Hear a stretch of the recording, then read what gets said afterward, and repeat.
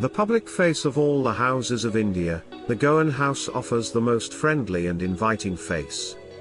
This final form took a good 200 years in its evolution. Goan houses' early views, the earliest mansions, were built on the banks of the Mandovi river on the way to Old Goa. None of these edifices presently stand except two, which has been completely altered.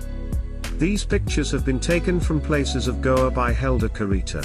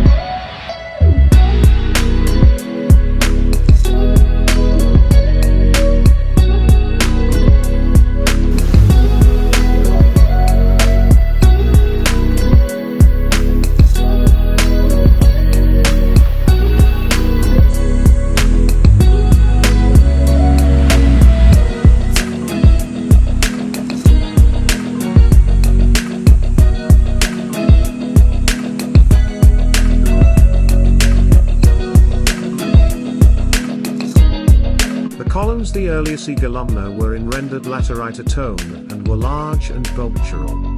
Later wood one extensively used, especially on the upper floor. These were very blender and completely in contrast to the massive atone columns from the 1,930 feet 9 inches reinforced concrete were the norm, and they were capped in intricate wooden moulder.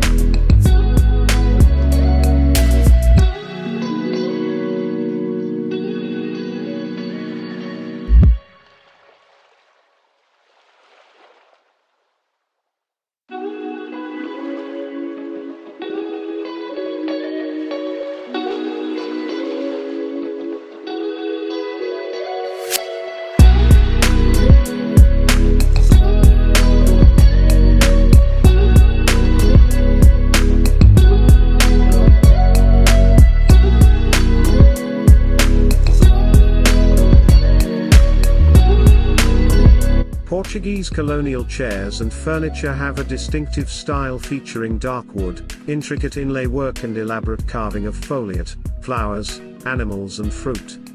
Otherwise known as the Indo-Portuguese style, it is the merging of two cultures to create beautiful furniture. Most of the Portuguese colonial furniture we see today comes from the state of Goa, in western India.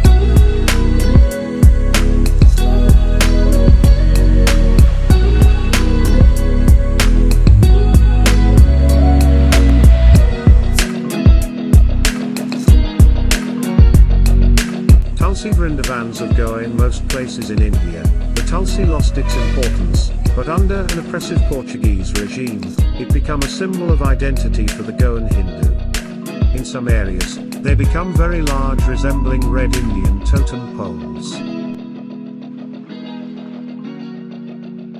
Casa de Sabrado, the double-storied house. This is the model of house which the Portuguese originally brought into Goa.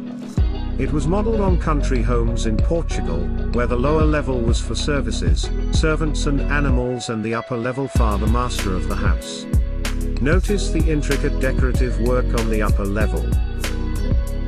The BALCAC. This is the most important feature of the Goan house and resembles a porch and functions as an outdoor living space with stone benches to sit down and catch the breeze while watching the world go by. It suited the social pattern where persons of lower caste were entertained outside the house and placed on a seat or step as per their social. Goan houses' early views. The earliest mansions were built on the banks of the Mandovi river on the way to Old Goa. None of these edifices presently stand except two, which has been completely altered. These pictures have been taken from Places of Goa by Helder Carita.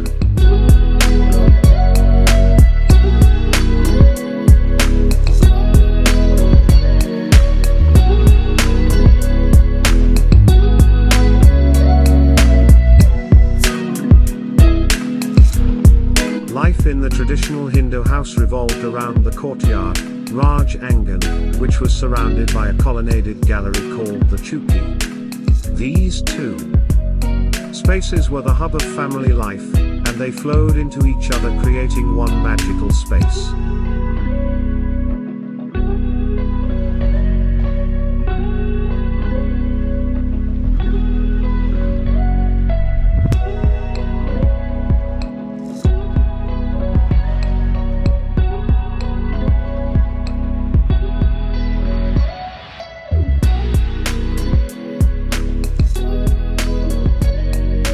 The Indo-portuguese house with conversion to Catholicism, Goan society was searching for a new identity. They took inspiration from the Casa de Sabrado, panel directly behind, and the Hindu house, often RajAngan, panel on the right, and melded it together to create a new and comfortable home. This we term the Indo-Portuguese house. The evolution of this remarkable hybrid took close to 200 years in its making. The public face of all the houses of India, the Goan house offers the most friendly and inviting face. This final form took a good 200 years in its evolution.